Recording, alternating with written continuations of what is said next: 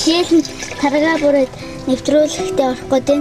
Мишель нь хурдан шиг таргаа бүрчээд нэвтрүүл рүүгээ орё.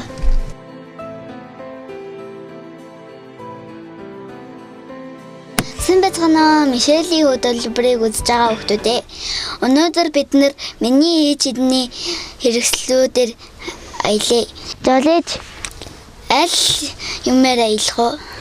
Чамд ичдийн шид ном байгаа гэсэн те. Энэ яадаг ном гэлээ? Бүх дэлхийн хамгийн тайлж чаддаггүй яагаад юм тариулдаг. Оо ямар гоё юм. Тэгэхээр зэрэг мэдхгүй юм байхгүй болох юм байна. Чиний энэ номтой танилцсан те. Энэ ямар нэртэй ном юм?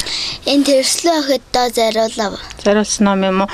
Тэрслүү охид гэж ямар охидыг хэлдэг? Чи тийм тэрслүү охин юм уу? Яагаад тэрслүү юм?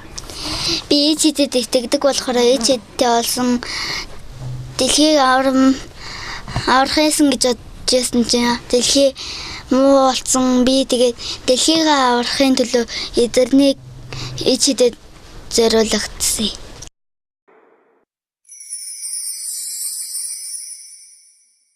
Хоёлаа дандаа Мишелийн цаг нэвтрүүлгээ хийгээд бүх дэлхийг авартал гоё хийгээд чадах болоо. Би дандаа оролцож юмаар байна. Тэгтээ маргааш миний сургууль эхэлнэ. Мишелийн цаг биш, сургуулийн цаг болох гэж. Мишелийн цаг болох гэдэг юм уу? Тэгээд тэр сургуульчин болохоор зэрэг ичэдэд итгэдэг хүүхдүүдийн чинь ичэд байхгүй галзуу малзуу гэж тэгээд идэг үстэй. Тэгээ чи тэрслүү тийм бишээ ичэд байгаа гэдэг үстэй. Тэгэхээр чин зэрэг чи хичээлийн цагаар хичээлдээ явчих юм бол Мишелийн цаг хичээлийн цаг болчих юм бол дэлхийг аврах чи бодлоо авах гэдэг шүү дээ. Одоо яана. Тэгэхээр би багшаасаа асууж байна шүү. Багшаасаа зөвшөөрөл аваад би хичээлд явахгүй дэлхийг авармаар байна. Наадах чинь дэлхийг эвддэг муухай хичээл заагаад хүмүүсийг муухай олгоод байна. Гэ багштай хэлэхлээр чинь багш нь зөвшөөрнө гэж юу? Инхэн цагаан тагтааны оронд юу нар? хэрэл эргэлдэж удсан Дармар нь бүх хүүхдүүдийг энэ хичээлд заавалчгүй аль биесээр хамруулах ёстой. Нэг ч хүүхдийг сургууль засвардуулж болохгүй чи сургууль засвардууллаа гэд багш чинь шийдгэн штэ. Тэгвэл том даргад нь хэлнэ штэ. Хамгийн том дарга нь Монгол улсын ерөнхийлөгч штэ. Тэгээд тэр захиалаад хэлчихэд тэгээд дэлхийг авраж олно штэ. Дэлхийг сүйд болоод энэ миний ээж эдний өмнөд тэзэрнийг тайлж чадах ба тэгтээ түрүү зөксөж магадгүй.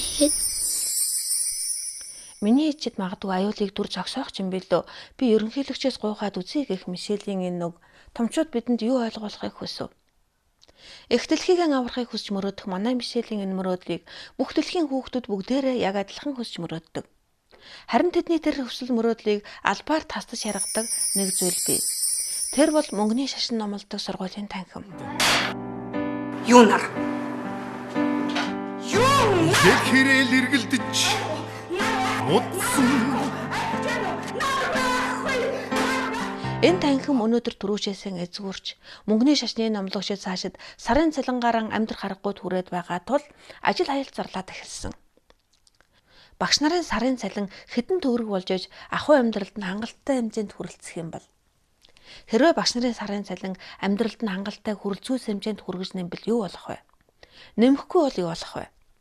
Энэ тухай юу таамаглаж байгаагаа болон яавал зохих тухай өөрсдийн үзэл бодлыг сэтгэлдээ бичээрэй эрхэм үзэгчтэй. Харин энэ асуултад Мишелийн шидэт ном юу гэж хариулахыг дараагийн дугаартаа хамтдаа сонирхцгоё. Шидэт номын яагаад энэ хүмүүст ингэж зовоод байгаа юм бэ?